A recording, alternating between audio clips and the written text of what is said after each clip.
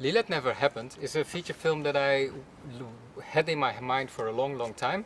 The real girl that is the basis of the story, I met her about 16 years ago in a mental hospital, and that was a really, for me, a very emotional interview because she was only 13 years old and she told me she was working as a prostitute for 2 years and in the most exclusive hotels, etc., with many foreign men.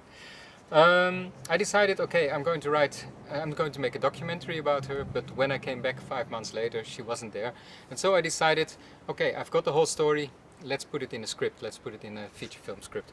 But then it was very hard to get money, and at first we did was a mood board. I looked for a girl that looked more or less like the real Lilet, and then we made a lot of pictures, pictures like these, and these, and these, I'm not sure, to give an impression what the atmosphere of the film was.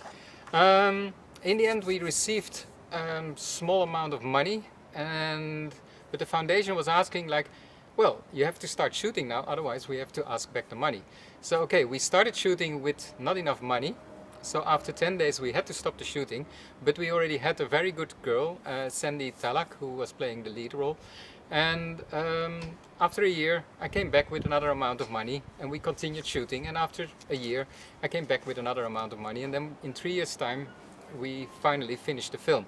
So in the film you can see Sandy all the time bigger, smaller, bigger, smaller.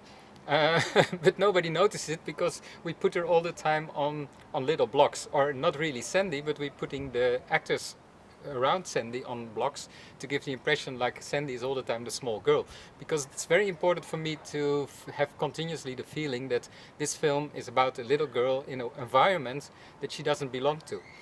I really tried to make a film that was for a large audience, not like art house film that was really like, oh, a heavy art house that people will walk out because it's too cruel or it's too violent.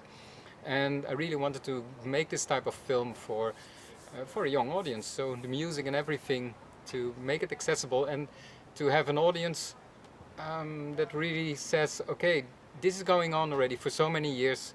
Let's stop this and let's do something about the child prostitution.